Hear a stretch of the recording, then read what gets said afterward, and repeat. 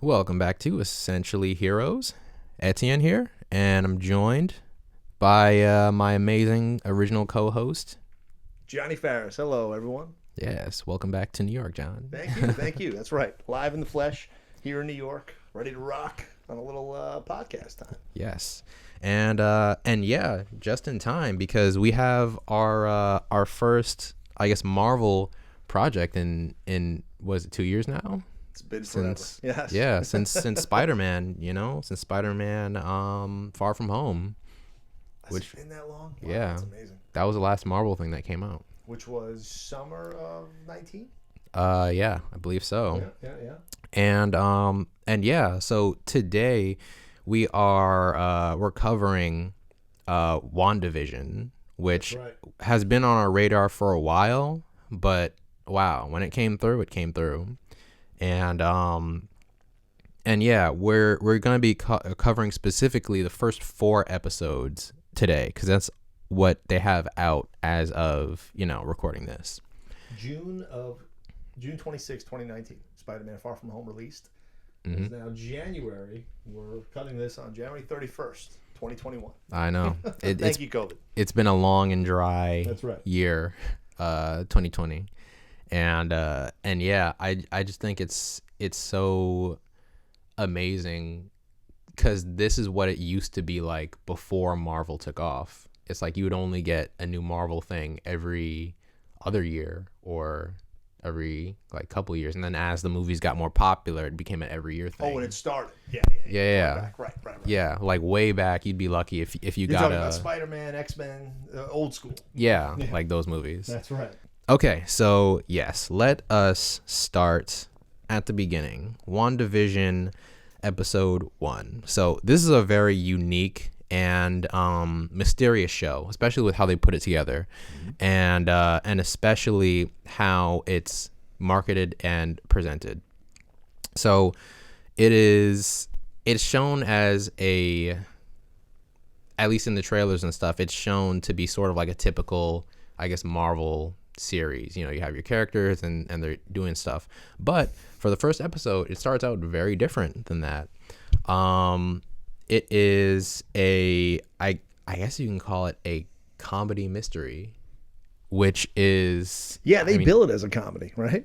I think so, but in the trailers they have it more action packed, but it starts off as much more of a slow burn than that. Right. So we start off episode 1 and they just kind of throw us into this 1950s sitcom starring Wanda Maximoff, Scarlet Witch, and the recently dead but somehow alive Vision, and give us no context basically for what's happening. So they're in a 1950s sitcom and they're kind of just living their lives. And the premise of the sitcom is that they're living in this town.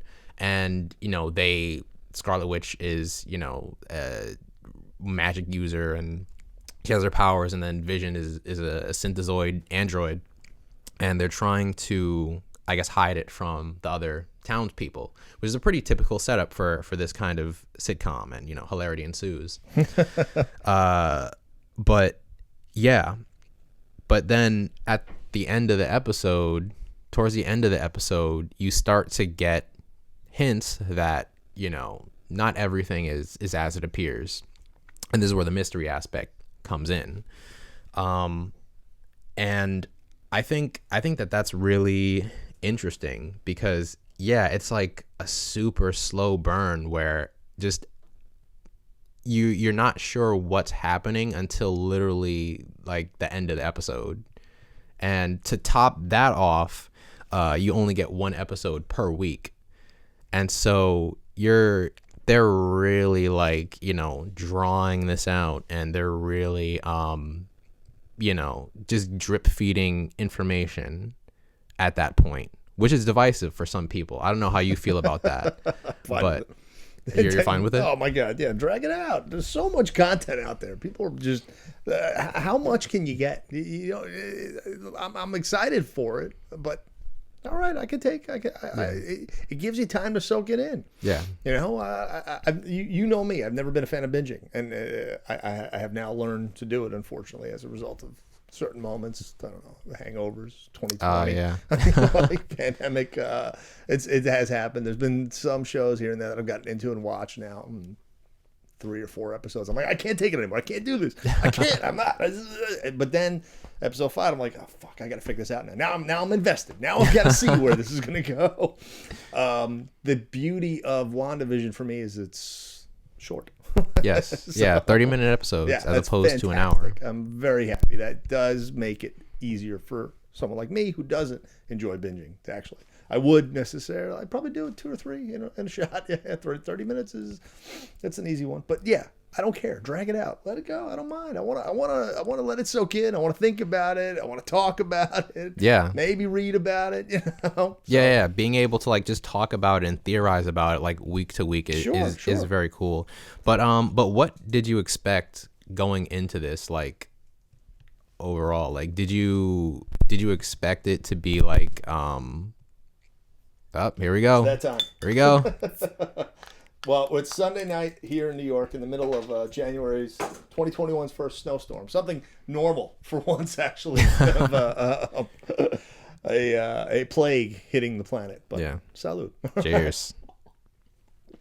You're asking me, what did I expect? Yeah, what do you expect going into WandaVision? I had no idea. It looked to be the biggest stretch of anything Marvel's done between the movies.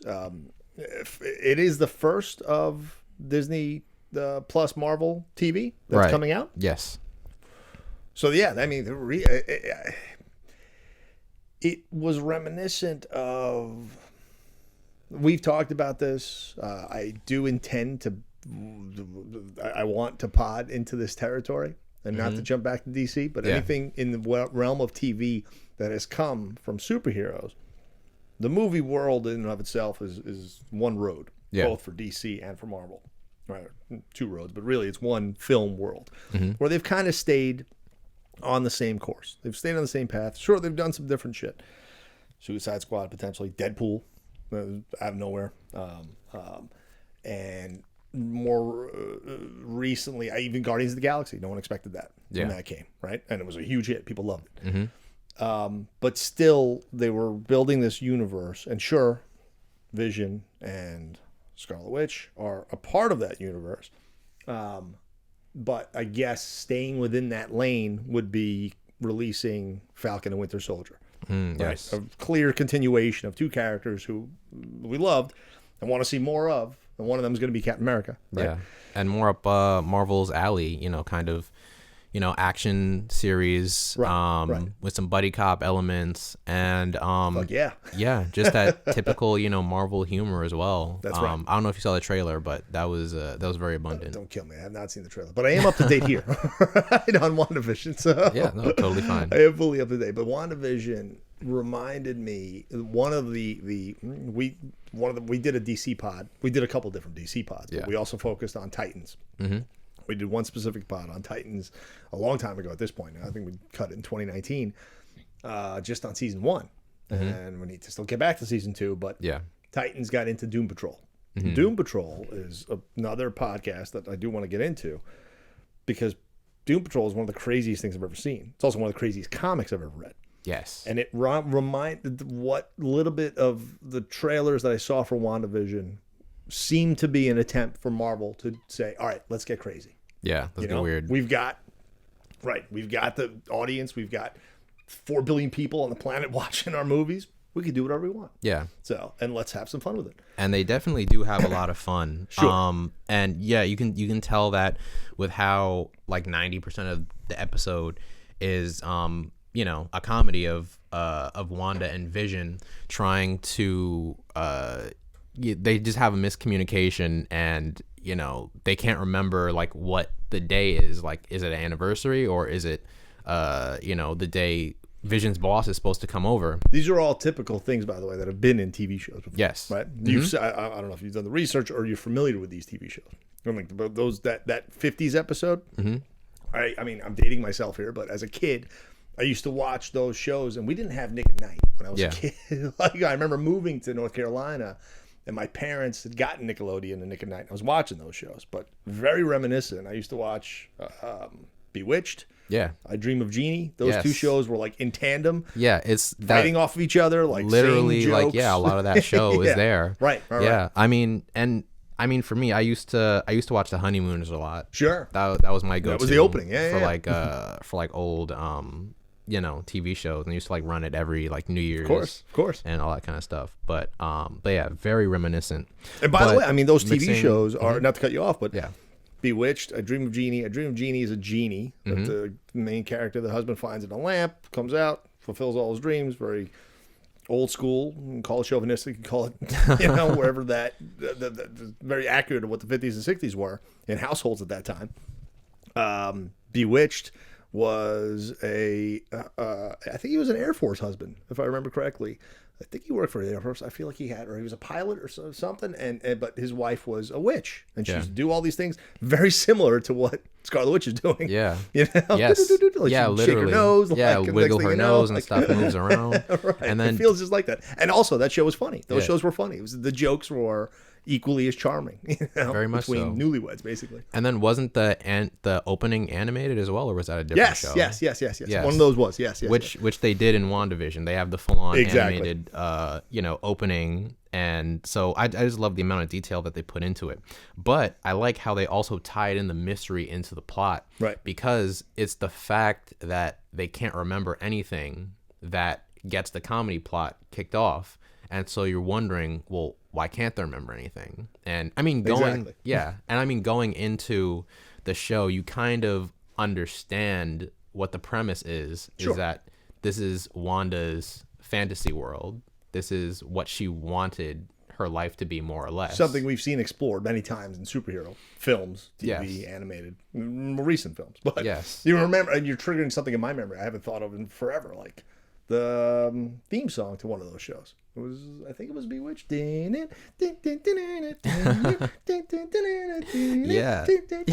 I wouldn't be surprised if they like used, like certain chords or things to reminisce. And then especially like as the show continues, like they'll continue to pull those details.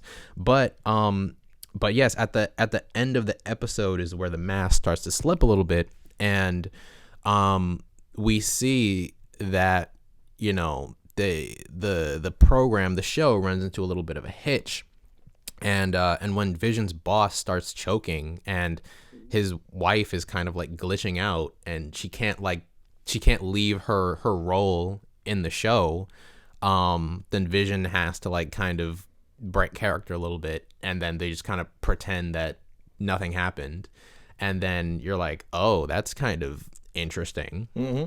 And so they're like, planting these seeds and getting your imagination going. And I remember like watching for the first time, and it just completely caught me off guard. It was like kind of scary too, because it just like this tone just shifted. But I love that first episode. I love that aspect of what is happening, by the way, before you get to that point that like, oh wait, something's wrong here. Yeah. Something's wrong with her. Something's wrong. We don't even know Vision is alive. Whatever, he's a part of this, and now he's got to be Vision again. Yes. But before you even get to that, we just finished a year up where we've all been working from home. Or a lot of us have been working from home. I'm working in another state half the time. Like, and I'm happy to do it. I enjoy it, and that's what, and people are getting comfortable with it, and people love that. But here is a very prototypical pre-COVID situation of the 60s, where you've got a guy who's going to work in a very clear office doing something that you don't know what the job is, you don't know what the company is. Yeah, nobody knows. I like that they explored that. The boss didn't know, his supervisor didn't know. But at that time, it was also a very real thing, was a boss coming to your house. Yeah. That was not something you see anymore. You got to come over and invite the boss over and his wife for dinner. Well, at that time it was his wife, and entertain them, and host them and have them over. And that was going to be your steps to promotion. Like, you don't see that at all. Like, you haven't seen that in decades. Yeah. And I feel like just living in New York, that'd be weird to like just invite Oh my your God, like absolutely. grabbing drinks is one thing, but inviting them over, that's another thing. Right. But afterwards, then that's when they plant the second seed, which is you see somebody watching the show. Like now, because like now it's an actual show on like a CRT TV, and you're wondering, so who is it, and why are they watching, and who is it?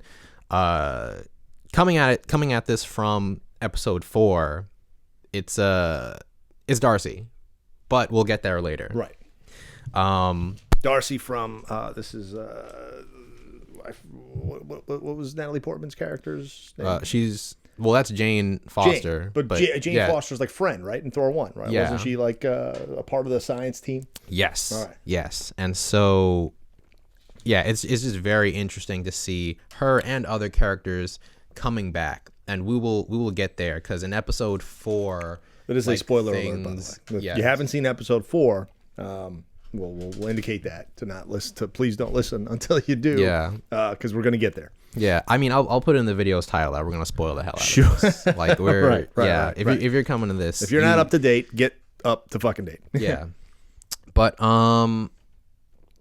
yes. So when we see the commercial in episode 1, because this is the last point that I want to bring up about episode 1 before we move on. Sure. The commercial was that was also a point where if you knew what to look for, that would have been like the turning point of like, oh, this is actually kind of dark.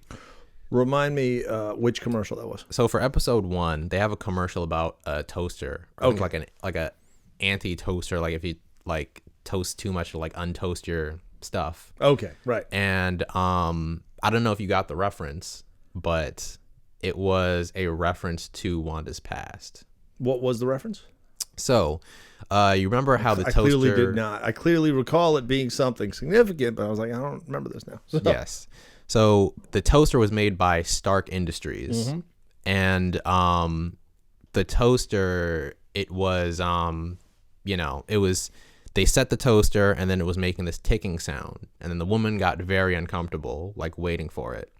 And if you remember Wanda's backstory, there was a bomb that fell into her house in Sokovia, and it was a dud, but the bomb like landed on her house and like ended up killing her parents, and then she and Quicksilver were stuck under the rubble, basically waiting for this bomb to go off and kill them as well. This is Ultron. This is Avengers. This is Avengers 2. Yeah, this is what we learn in Avengers 2. Right. Yes, and so that is a reference to that because the bomb was made by Stark Industries. It was, yes. And that is why they joined up with Ultron to get revenge on Stark. And so that was the reference that was being made there. Okay. And once you realize that, the scene takes on a very different tone. The commercial. Yes, the commercial. and I thought that was really interesting as well, how they just weave that in there, and like they kind of reward you for being familiar with the characters in the past and things like that, and they do that again in the subsequent episodes as well. And so moving on into episode 2, we're jumping forward into the 60s, right?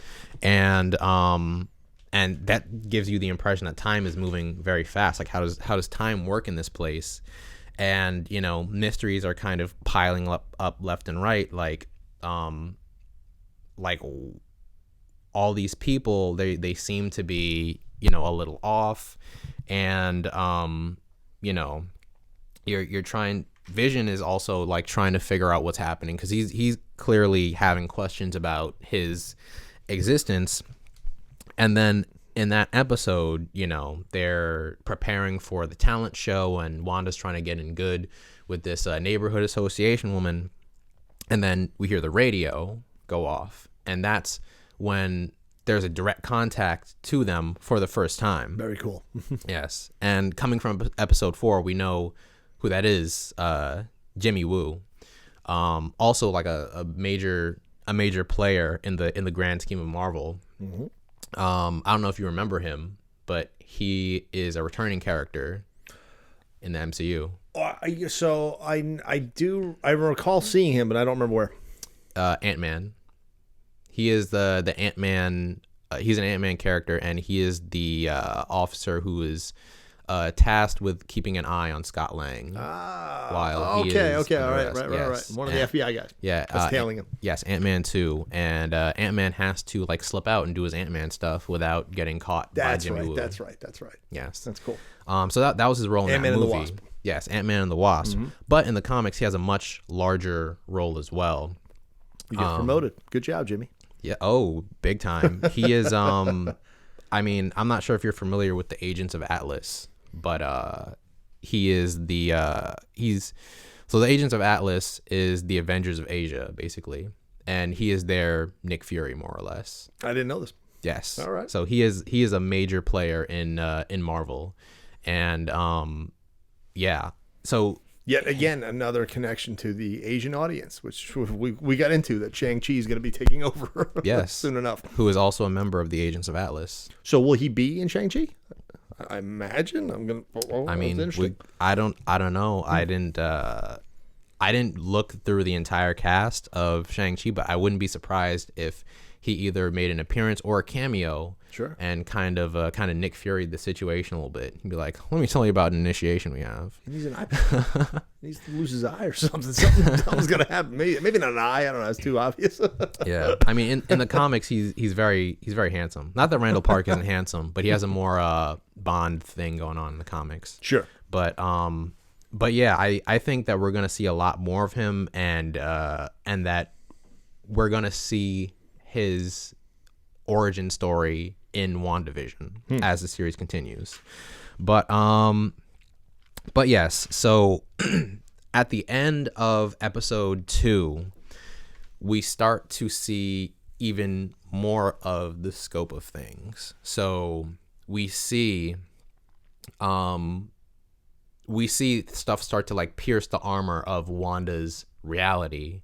The beekeeper, right at the end, yes, who comes in, who's actually a sword agent, but her reality like just changes stuff to sort of fit the motif, change him into a beekeeper as opposed to like a person wearing a hazmat suit. And then she just rewinds time on him and just gets out of there. And then we start to see like the scope of her powers, and it makes you wonder how deep does this go? Like how powerful is she? Yes, yeah, and which we talked about. we've gotten into the powers of Scarlet Witch. Oh, we have on this pod a long time ago. More in the X-Men pod, actually, coincidentally. Yes, more in the X-Men pod because in other X-Men stuff, you know, we see her sparingly, but here is where she's given her full, you know, big screen, you know, treatment. Sure, she gets her due. Yes, and then yeah, she is. It seems like she's getting more powerful because at that point she was turning the world into like just a new world of color and like sort of evolving a little bit. And so it was interesting to see her sort of like moving things along at her own pace. And it's also interesting to see that, you know, whenever her emotions kind of get going, then that's when her powers kind of kick off a little bit. And yeah, she was kind of pissed off by that guy like coming out of the sewers. So that might have been what triggered her powers, or she might have like had that in her all along. We don't know. But and so yeah, well, I don't know if she was pissed. She was at fear of losing it all, like whatever. These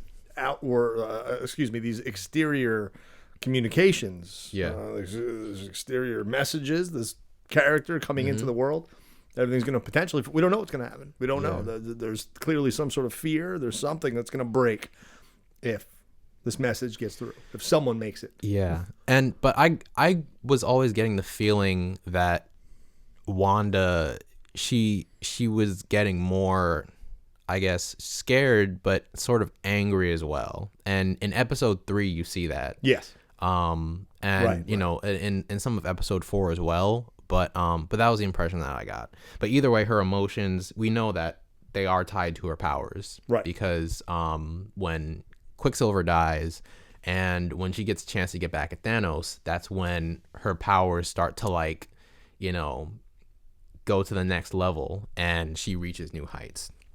The commercial for this episode, looking at that, is also a reference to her past. And the commercial for episode 2 was the watch commercial with the guy and the woman in the mirror. And I'm not sure if you picked up on the reference there.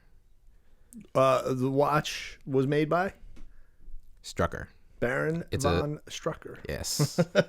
Yes. Who, yeah. Of course I There know you Baron go. von Strucker. Are you kidding me? Hell Avengers Earth's Mightiest Heroes, buddy. Right? I was at the start of the Avengers animated. Oh yeah. Yeah. So you know, like, he and Hydra, you know, they're big time players. But specifically in the MCU, he's also responsible for the creation of Scarlet Witch and Quicksilver via the Tesseract, and experimentation through Hydra. And so, you know, these like little callbacks to like different Tesseract points held in the her stone, life. correct? Yes, it held the space stone. Okay.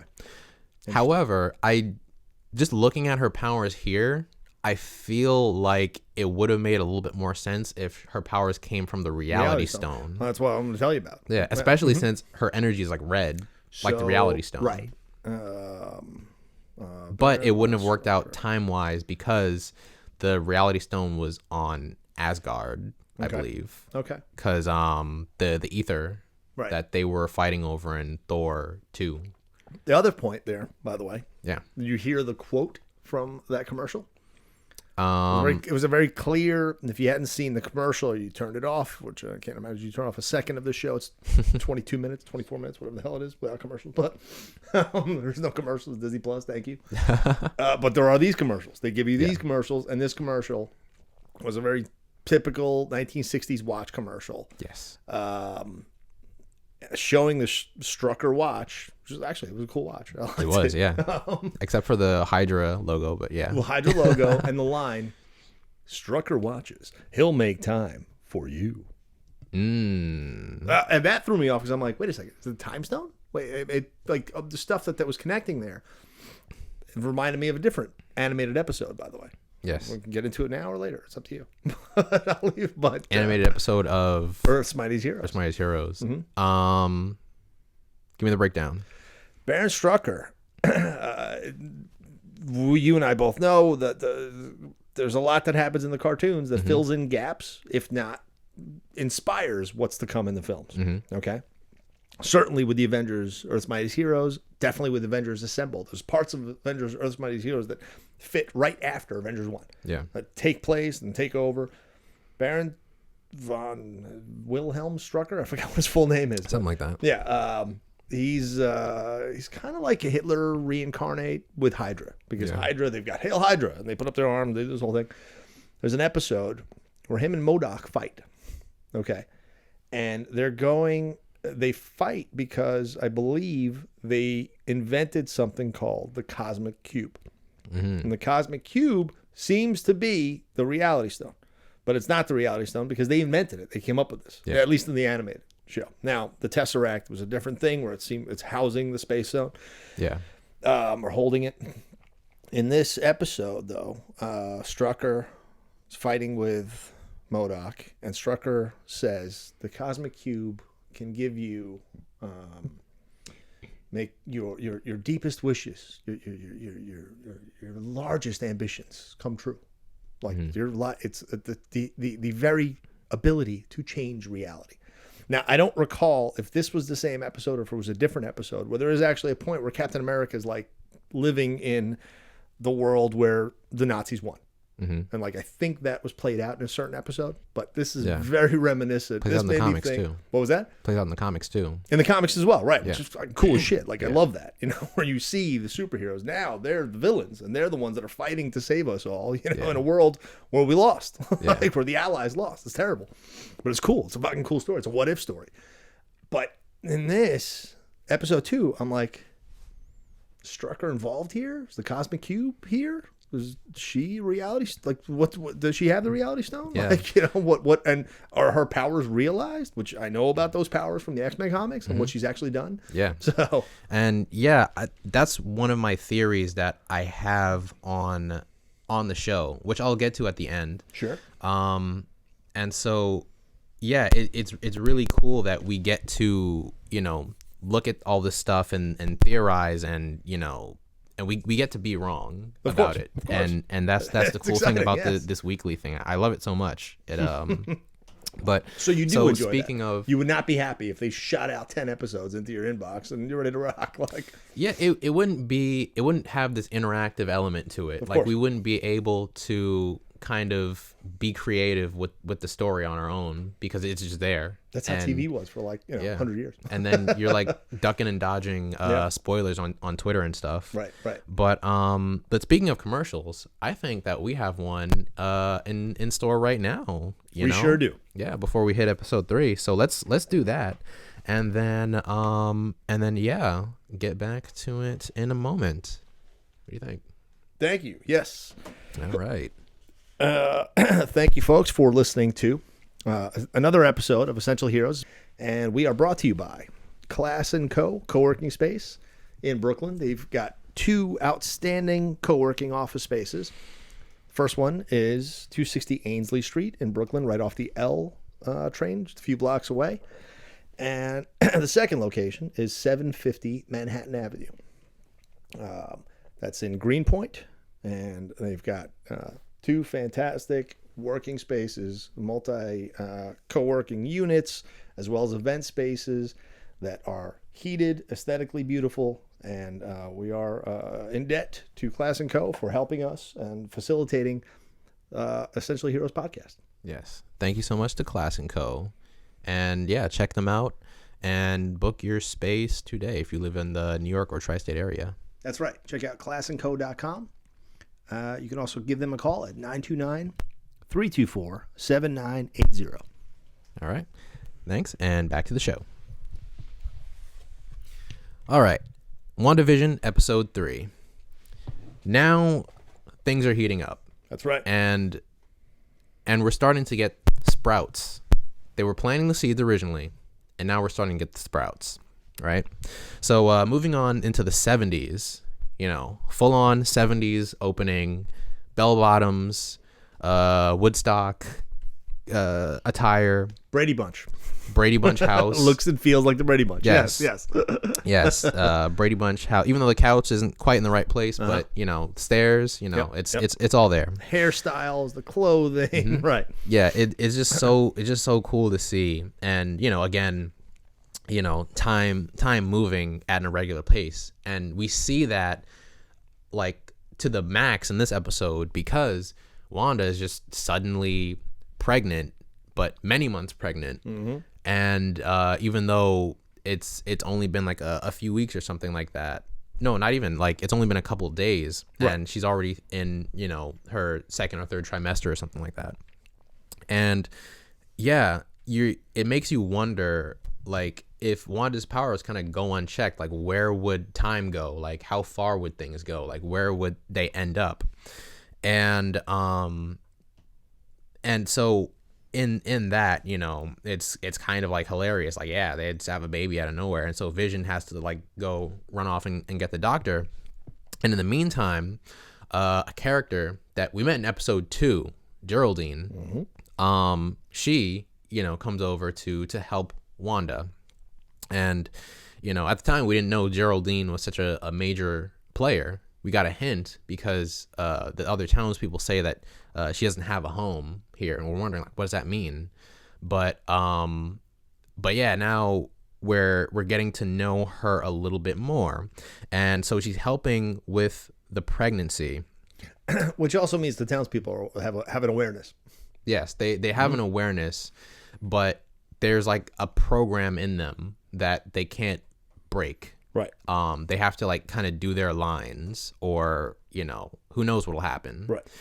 And yeah, so they get the first baby delivered, Tommy.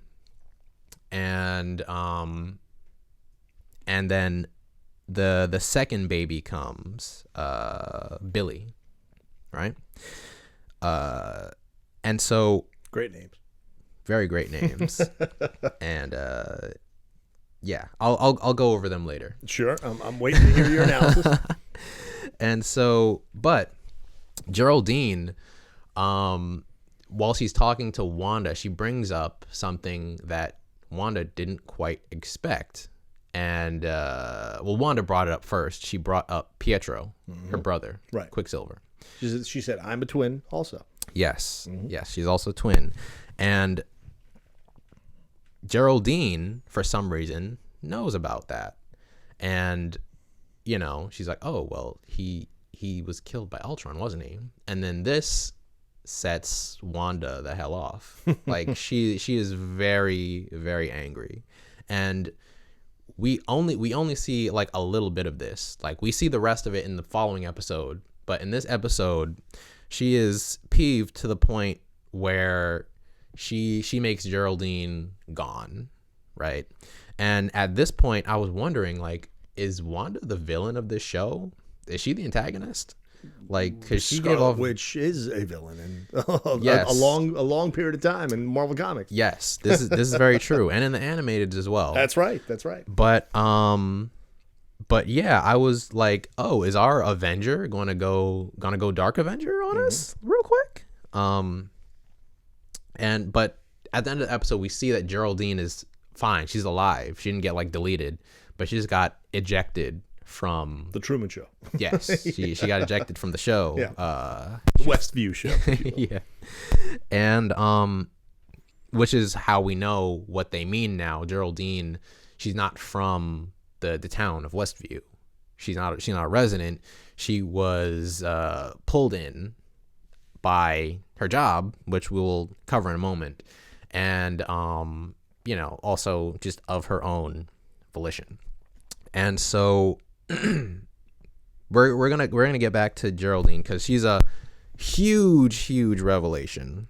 Her character, her backstory, all of it, which I'm not sure how much you know about her, but I do not. Very huge, and I will explain that for you. All right, I'm looking forward to it. All right, getting back to the twins. The twins, Tommy and Billy, right? Those are not random twins. They are characters from the comics, and they go by the code names Speed and Wiccan. I've heard of them. Yes. Okay. And they are part of the newer Avengers team. Okay. So, and I don't know how many people caught. There's probably like a bazillion people who caught this, but I just thought that was so amazing that, you know, they're starting to bring in these newer Avengers. And like, I mean, not that they absolutely have to go with that route, but now they're setting up the groundwork to get this whole new generation off the ground. You ever see that animated film, the new Avengers, the Kid Avengers or something? Is it Next Avengers? Next Avengers. I have seen that. Yes, you have. Yeah, and then, yeah. My nephews love that. It's a pretty good movie. Yeah. I've always wanted to see it. Also, Ultron, major player in that movie. Yeah, right. Yeah. And Ultron's a major player in that Avengers cartoon, in the Earth by Zero's cartoon. Yes. Yeah. Big time. And and yeah, I just think that's really cool that they would have that, even though it's interesting. It's very dark. And I believe they go even darker in the comics, but yeah, with Speed and Wiccan. Yeah, with how they're born, because Wanda basically just magics them into the world. She just creates people. It's awesome. That's how powerful she is. Yeah, very powerful. And then I think in order to give them souls, she does like a thing with Mephisto. But I don't know if they're gonna go that route in this. But does a thing? Is that she does a thing with Mephisto? That's the PG-13 of she doesn't do that, but she Not like has right. a deal or something. Okay, or got it. She takes something from, I forgot what exactly it was, but something involving Mephisto she does in order to give them souls and make them actual people. Mephisto is the like son of Satan. Is that his like? He kind of is Satan, but kind of not. Right. Because there's a different Satan in the comics that we see in like Wolverine Goes to Hell and like all that stuff. Different part, but I recall from Mephisto because he was like brokering the deal for Thanos. Yeah. In Infinity Gauntlet and the whole everything with Avengers. Those two villains specifically were not featured in the films because producers didn't like how it played out was Lady Death and Mephisto. Yeah. So two villains, that is, the bad guys. Yeah. But everything else seemed to play. Even though he made it into the films in the Ghost Rider movies. I got to get to that. Yeah. So it's not like he's not there, but right, you know, right. he's a little tucked away. Uh-huh. But yeah, so I'm wondering like where they'll end up going with that, because that's very dark, just to like magic your own kids into the world. But it's not the first time that Vision and Wanda have had children in an odd way. Vision also makes his own kids using like Wanda's brainwaves, and he creates Vivian and Vin, I believe. And no, he also creates a wife who is he takes Wanda's brainwaves, and then he creates another like synthezoid, and then he has Vivian and Viz with that synthezoid, so he has like his own like Vision family.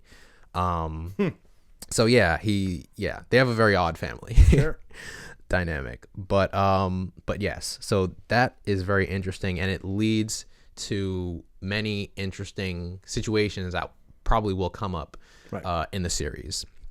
The commercial for episode 3. So with this one, you know, woman, it's a very typical commercial of the 70s, you know, woman having trouble at home, like her kids making a mess. She's just so overworked, so stressed. And then, you know, you have the getaway, you know, take a bubble bath, you know, treat yourself, pamper yourself. What is it called? Hydra Soak. More Hydra. Yes. The name of the soak, Hydra Soak. Get away without going anywhere is the tagline. And I'm not sure if there's like a deeper reference, but that's basically what she's doing, is getting away without going anywhere with this whole world that she created. You see that? I'm jumping a little bit. I forget if it was 3 or 4. What character?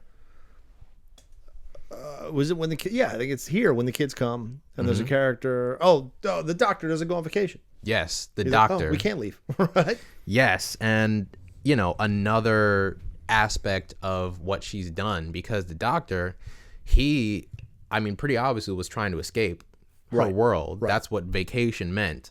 But through some force of Wanda or the environment, whoever's editing this show, his car broke down, and he's stuck. Right. So you know, there is like an omnipotent presence that's there, manipulating things and keeping everyone where they belong. Cosmic cube.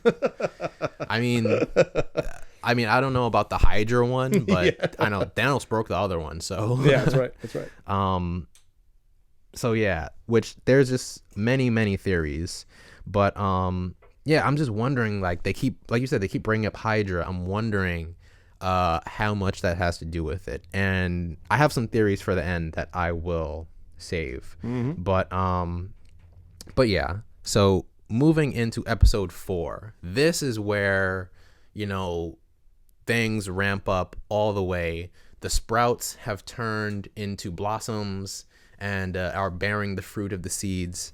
And I think for a lot of viewers, this is where the show actually starts. This is what they came for. Sure. Like, and I think this is where everyone came together and was like, okay, this is awesome now. Regardless of how you stand on, you know, the slow burn aspect of the show. We start off with Geraldine, who actually is her real name is Monica Rambeau, and she was a victim of I love Thanos. That name, Monica Rambeau. It's great. Monica Rambeau, yeah.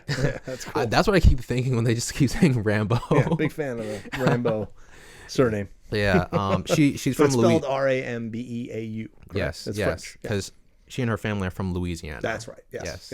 And I'll tell you how I know that in a moment. You have some roots. Am I correct? Not just that, but through the source material. All right. Through the MCU. All right. Because this isn't the first time Monica has showed up. I'll just say that now. Uh-huh. So we start off with Monica. She's coming back from being blipped out of existence by Thanos. And we get to see like another aspect of it because we've only been getting glimpses of, you know, the blip and how it affected people, like what happened. And we get to see that they kind of just back into existence. Right, like it's right. literally like they just hit reverse and they just form again. Yeah. And, you know, everyone is panicking because they're like, oh my God, where the hell am I? What's happening? It's such a cool, it's a great scene. Yeah. And just opening off so strong. And she's like confused. She's like, wait, what happened? Like 5 minutes ago, I was like with my mom and now. It's amazing. Yeah. So cool. And she's the same age. She's preserved in existence, like Spidey. Yep. Yeah. And yeah, we just get to see that aspect because we don't get to see that with the characters. We don't get to see them coming back. They just show up and start fighting Thanos. But literally as this scene is happening, the Avengers are going to go fight Thanos. Right. Like right at that moment. So cool. It's like the war is happening. Oh yes, my God. the war is happening like at Avengers HQ. It's amazing. Like, yeah, Captain America is making his last stand right now. Holding an axe. No, with nothing. He has a broken shield. Right. He's not even there yet. Yeah, like yeah. That's and so cool. It's just so cool to like just think about these things. But yeah, we get to see like, you know, because they referenced it a little bit in Far From Home, but they didn't show it. Right. And so that's now right. They we didn't get to show see the people actually returning. Yes. And yeah, she comes back to the bad news that her mother died, Maria Rambeau. But if you're wondering who Maria Rambeau is, you must look back to the 90s. There was a movie that came out called Captain Marvel. And in that movie, Captain Marvel has a buddy from the Air Force that she goes to visit in Louisiana. Monica Rambeau. Maria Rambeau. Monica's mom. Yes. Oh, wow. Yes. That's cool. And her daughter, Monica. She's the little girl that comes out and looks up to Captain Marvel, the dress, and the whole I forgot. I don't remember the story. Yeah, her and Nick Fury, yeah. Yes. That's cool. And yeah, so we get to see... Is Gambit her father? That'd be so cool. That would be pretty amazing, yeah. She's got some kinetic abilities we don't know about. Oh man. So we'll get there.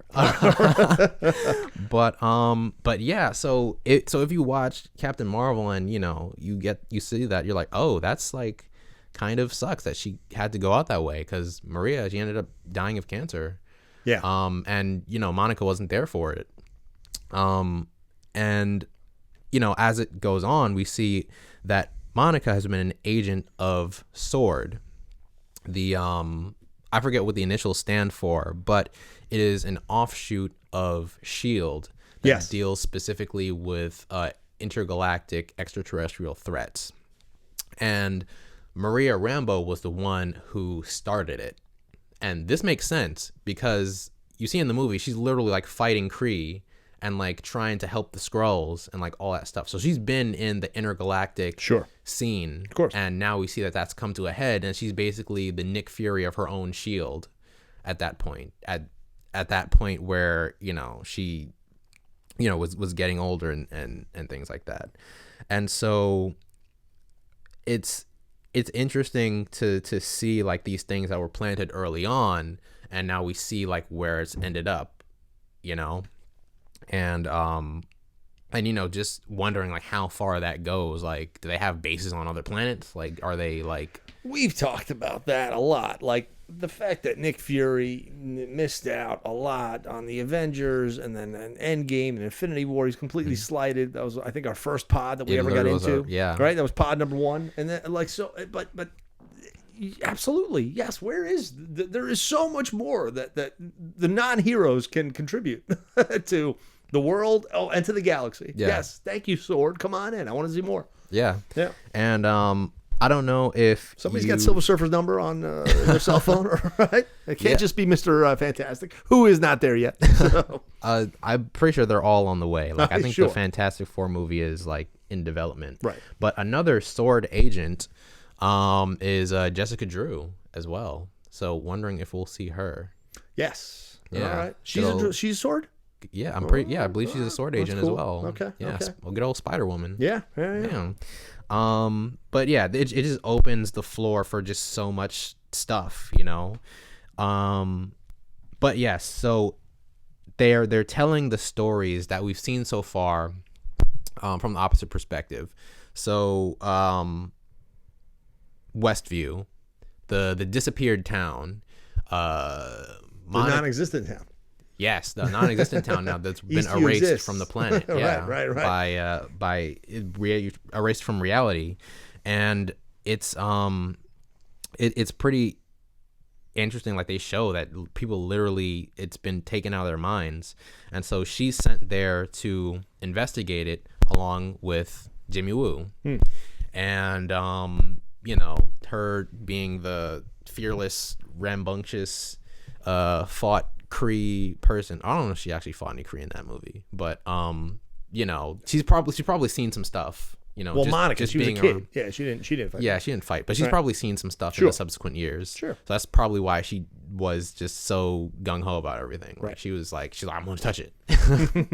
And yeah, she just gets sucked in and presumably has her mind like reformatted to fit the show. And, you know, she's just going through things. And so Jimmy, he's like, oh my God, I don't even, like, what the hell do I do? It's like, it ate her. And so they start bringing in the government, and the government brings in different scientists to investigate. One of who being Darcy Lewis, our good friend from Thor. And, you know, just wondering what happened to her. That's what happened to her. She's a scientist now. Astrophysicist. Yeah, don't forget. It's Dr. Lewis now. That's right. Hell right. Yeah. That was the opening. Yeah. Yeah. And so it's cool to see her come back. Her style of humor exactly the same. Sure. She's great. Yeah, she's very on point. And always been a fan since Nick and Nora's Infinite Playlist. Very much so. And yeah, just now, like, the Marvel humor is back too, along with her, because now it feels like Marvel with that like snappy sense of humor that's been just so ever present in all these projects. Because the sitcom comedy is one thing, right? That's like, yeah, but now it's like a Marvel thing. Well, you're like making me writing think wise. You're making me think of the sitcom comedy stuff, which again, like I said, made me feel like I was watching all those TV shows again. I used to watch. I was a kid. I was like 5 or 6 years old watching that stuff on TV.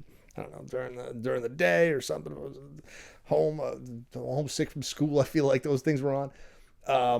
But the comedy was similar. It was the same. It was written the same. Some of the storylines are the same, but Vision drunk is the same. Also, a husband, you know, who's straight-laced, like guy. All of a sudden, I don't know, he hangs out with somebody. Next thing you know, he's drunk and he shows up to where he's not supposed to be. Yeah.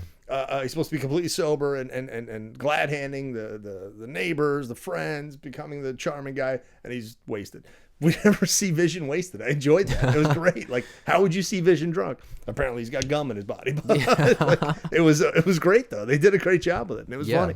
Yeah, it was just really cool to see like what they would be like if they weren't Avengers. Right. Like what they would be like if people weren't constantly coming after them. Sure. And I guess what it was sort of like when they were living off the radar in Europe. But even then, they've got to be off the radar. They're in the middle of who knows where. They're in an apartment. They're probably hiding out, like but Captain America styles, fugitive. But even when they weren't, they were at the Stark, not Stark Mansion, whatever that other. Yeah, it's like an Avengers tower where they were, like facility. Yeah, and that's not the same. So you're getting a glimpse into what. Yeah, we get to kind of see them as people. Yes, sure, which is cool. And so with this, we're seeing everything happen from the other side of the screen. So Darcy, she gets the TV set up because she figures out that the signals coming out of Wanda's field are television signals somehow. And she hooks it up to a TV and it works. And we're seeing all these things play out. Like we're seeing these mysterious things happen from the other side. The radio, the sword agent, the drone, which turns into a helicopter that they find. Right. I will say that the agent going in through the sewers him getting spotted by them, I felt scared for him. Even though I knew it was going to happen, I was like, oh, this is actually kind of scary. Like, if I was him, because you just see them just watching him, and I'm like, oh my God. Yeah. You might as well be the Terminator or something. I don't know. But yeah. Vision could have taken his heart out. Like, the guy dies, falls back in the sewer. All right. What are we going to have for dessert, honey? Yeah, it's just interesting how they're painting them in such like a, not villainous, but sort of like nebulous light. And because we've always seen them as heroes, but now they're sort of like in a sort of gray area. They're gods. Basically. The gods of the small town. Yeah. Or she is. He's kind of along for the ride. Right. He's kind of along for the ride a little bit. But they're saying that her field is expanding, and people aren't sure like what will happen, like how far this will go. Will it encase the whole world? Who can know? But yeah, we see what happens from the other end. When Geraldine, Monica, she helps deliver the twins, and then she pushes the wrong button, and yeah, Wanda flips. And she gets so mad that she just like yeets her through an entire town and sends her out. Which poor Monica, she just gets thrown into another reality, like thrown so hard she gets another reality. Crazy. Yeah, it's been a hell of a week for her. Yeah, she's had kind of a rough go. Like she blips back into existence. That's right. Her mom is no longer alive. And yeah, she gets sucked into another reality. Her coworker's her boss, I imagine. That dude is the director. Yeah, her coworker is now her boss. And yeah, now she pissed off an Avenger, and she got chewed up and spit out of reality. So, and then that's kind of where they ended off, and like the whole time, like your mind is racing, like with all these things, like trying to piece everything together. And I think that's the strength of this show, is that they put so much stuff together, but they don't tell you what order it is. They kind of just leave things around, and then they kind of make you scramble a little bit to pick everything up and like put it together so that you don't miss out on the next thing that's coming up. And yeah, the mystery, we've only scratched the surface, and we have we've already started to theorize and hope and think. So, closing out my theories going forward, because episode 1 through 4, that was pretty wild, and I'm having a good time with it. Yeah. My theories for what's going on. So, I think that Wanda may have been originally captured by someone, maybe Hydra, maybe someone else, and either through force of will, or just through sheer loss of sanity, she creates this world around herself and her prison, and turns her sort of prison into her own world. Why she would have been kept in like a town in New Jersey, who knows? Like, but I've seen similar stuff like that where they kind of have like a hideout town, and I wouldn't put it past Hydra to just use a town as like a home base. But yeah, that may have been, she may have been captured, or she may have just quit the Avengers, because I guess she would have been pretty depressed after losing her husband and one of her very good friends, Tony. And she's had a very rough life if you think about it, like growing up like she did, and then trying to be a hero, and then like the world hates you for trying to help, because that's the kickoff for Civil War. That's right. She's trying to help stop a terrorist attack, and then she makes one mistake, and now everybody freaking hates her. So yeah, maybe she's like, I don't need this reality anymore, and she just goes off and kind of gets lost in her own world. And my third theory, and this is not sure if it's a long shot, or I'm not sure if I'm right on the money. I'm not sure, but I'm going to say that this also might be Mojo. Do you remember Mojo? I know Mojo World. He puts people against each other. Everyone goes, it's the Mojo World of fighting, and it's all TV. Yes. It's all TV. That's right. Right. Yeah. Who goes there? He was an X-Men. Yeah, he's an X-Men villain, yeah. Yeah. He was an X-Men villain. That is a far stretch. I don't know. I don't see them bringing in Mojo because I don't see them bringing in MODOK. Yeah, same I way. mean, because these are characters that are too fantastical. I mean, because Sword does deal with extraterrestrial threats. Guardians of the Galaxy could bring him in potentially. Yeah. I mean, that's interesting. Like I said, who knows? But that might be where the TV motif came from, because it's a very specific thing, even for Wanda to imagine up, because she can just straight up, editing. Manipulate things. Yeah, she says someone's editing the broadcast. Yeah, Mojo. Could be. It's certainly connected to that villain. Yeah, because it's connected to. Because why would Wanda make it a TV show? Sure. Like, I can't, because if she had her way, she would just make it House of M style, just rewrite everything. But maybe Mojo is taking her, and he's like, oh, maybe she can make me a good show. Just to give some background to House of M for our listening audience, if you could. I'm familiar with the story. That's when they're all dead. So she kind of destroys half the world. Yeah, so she rewrites reality to, suit her fancy, which we see that here. I can tell that they pulled a lot from that story in this. Sure. But yeah, she says no more mutants, and she recreates a world where I believe everyone kind of just gets what they want. People don't have to be mutants. Some people remember the previous world, some people don't.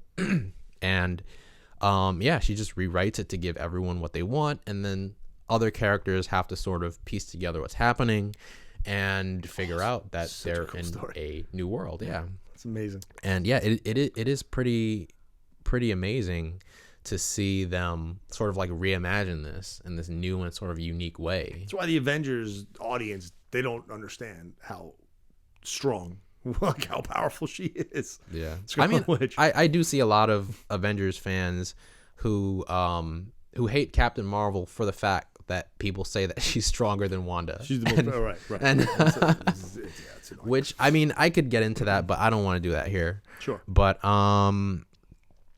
yeah, so I think that is a very interesting angle to go with it, and those are just my my theories on it. Do you have your own theories? Yeah, that Strucker theory that I mentioned earlier, that could be if there's Strucker. a connection to the cosmic cube, which is changing reality, and then it leads to the question of, is it changing reality or is she changing reality? Did Strucker capture her, and is he the one that is provoking this world and creating this world through her? And she's keeping it together and doing everything possible. Maybe there is a chance. Maybe she's kicking everyone out of this world, kicking every message that comes into this world, like stopping it, because maybe she sees a shot for this to change. Yeah. And it can't yet. She's not ready for it yet. Yeah. She's got a shot. She's still holding it together to fight Strucker, to fight this cosmic cube power. Could have started as against her will, and then now she's kind of into it. And she's That like, too. Yeah. Super reminiscent of a Justice League episode. This is one of the best episodes I've ever seen, where a parasite takes control of Superman. Starro? Is it? Oh shoot! Is it Starro? No, it was like this purple parasite. It was like on his face. Is it in the shape of a star? Yes, it is. Yes. I think that's Starro. Starro, Yeah. you know the episode? Yeah. And Superman is forced to he's got to live out this fantasy world where he's still on Krypton. He has a family and he has a child, and Batman is telling him to fight it. Batman and Wonder Woman realize that this parasite is there, and he's got to fight it, and he's got to tell his kid that the kid's not real. It's a sad, awesome story. It gets dark when you're dealing with reality like that. This is his family, and he's saying, "You guys aren't real." Yeah, just the essence of, because that's just the essence of life. Like anything could be a simulation. So so is she gonna have to break out? Is she gonna have to say something like that? Is she gonna have to face one of those moments? The other theory I have is Ultron, possibly. Especially with her having kids in that reality now. Yeah, so she has the twins. Leaving that reality, what's going to happen to them? Are they going to just vanish? Right.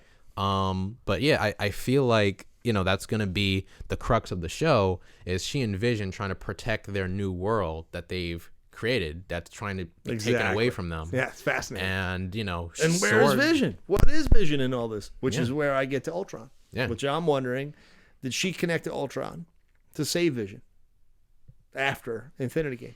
After Endgame, who knows? Yeah. So maybe. is there a connection there? Is Vision actually alive through something that she's done? So. Yeah, that's just so. I mean, we can't know because at least from the way I understood it, I'm not sure because his consciousness isn't connected to the Mind Stone because they try and take it out of him like surgically. Right. Shuri tries. Right. So he's like his own person. But I guess he doesn't have like any other copies anywhere else except for that one body. Right. And so yeah, it's hard to say like can he be downloaded from elsewhere or, like did she just make him up? But speaking of the that, rule of superheroes and the rule of comic books is anything can fucking happen, right? Pretty much. Yeah. Pretty much. Chances are there's a world of Visions out there. He created his own Mojo Vision world. Oh heck yeah. Yeah. And then the other question that brings up is like if she can bring back Vision, then why not Quicksilver? It's like why isn't he there? But maybe you can bring back a cyborg, a synthezoid. He's not a cyborg. He's a robot with a sentient being. Yeah. Maybe that can be brought back, but you can't bring back real. Perhaps. Maybe. Perhaps. I don't know. We'll see. I think it'll be too much of a wasted opportunity if they don't at least address it in some way. Oh no, it'll be addressed. There's no way they're not going to. But also, there's rumors floating around that, and this is also corroborated by Google and I think a few articles, that Evan Peters, the Quicksilver actor from Fox, is in the show for an undisclosed role, and we don't know what that role is. And sorry if that's like been debunked, but yeah, that's just what I saw, and so I'm wondering, like, is that gonna play into it somehow? Right. Because this show, they already confirmed that it's gonna be heavily connected to Doctor Strange 2: Multiverse of Madness. So is that an X-Men connection? Are they bringing over the old characters? Is she gonna like try and escape into their universe? It's gotta be. It's gotta be so hard to have Quicksilver in the film universe. Yeah, because it's so easy. much. It's not easy. It's easy, yes, because he can beat the hell out of everybody. Yeah, but it's production-wise, it's insane.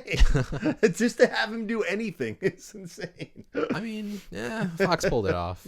Marvel will manage. Yeah. And so yeah, my closing thoughts on WandaVision.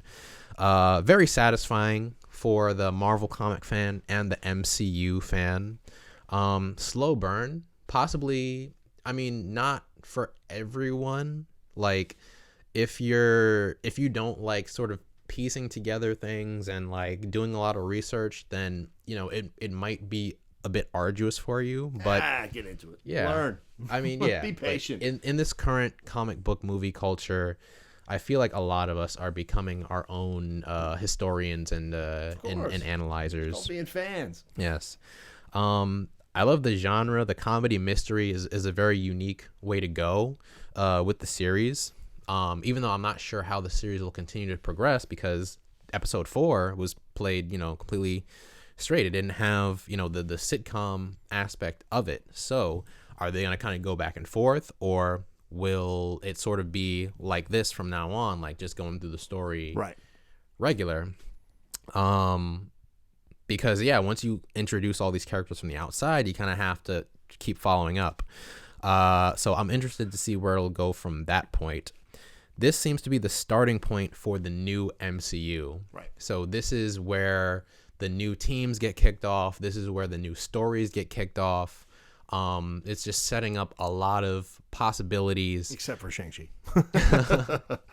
Possibly. I mean, unless we see some, sure. Jimmy and Shang-Chi are tight in the comics. That's so, right. Yeah. So, like, this it's just creating, like, not necessarily, like new paths, but, like, connections, like, drawing stuff from point A to point B, so that, like, by the time, like, this other project comes, they're introducing characters that we already know and that we've already made a connection with. And that makes it a little bit easier. And I think that's one of the strengths of the MCU, is that when characters show up from elsewhere, they don't have to do as much work to, I guess, introduce them, and it's a little bit easier to like just get them in the story and just get things going. Right.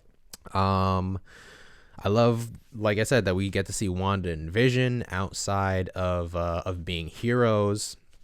And I do think that they are setting themselves up for a very dark and sort of heavy hitting ending with just how they set everything up with especially with the twins, because they are a creation of Wanda. So if the town goes down, what happens to everything that she made? What else is she gonna make in her head? Right. Will other people come to like her reality better? Who knows? And what will how far will she go? Like how hard will she fight to keep her? How much can she recreate? Yeah. Yep. And yeah, that's pretty much that. Those are pretty much my thoughts on it. And yeah, if they get a Young Avengers going, then that'd be cool. Cause yeah, now we have Tommy and Billy, and then Miles is hinted at in Spider-Man Homecoming, and Cindy Moon is also in there as well.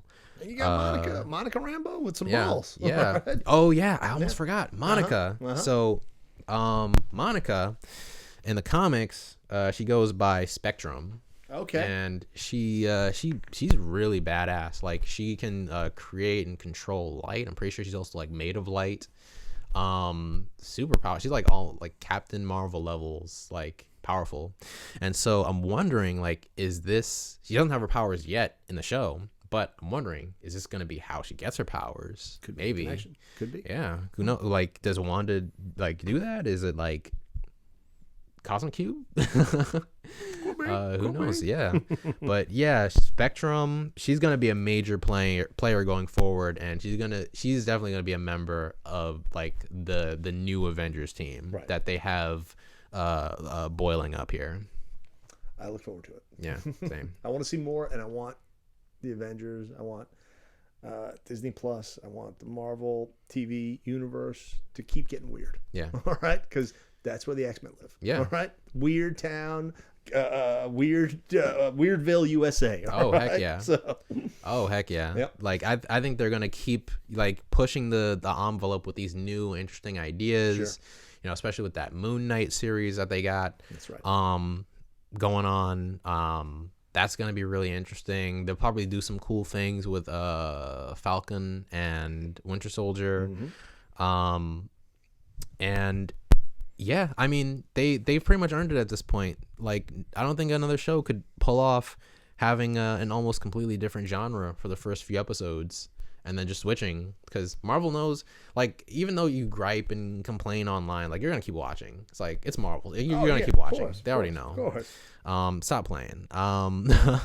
So yeah, those were our thoughts and analyses on WandaVision episodes 1 through 4.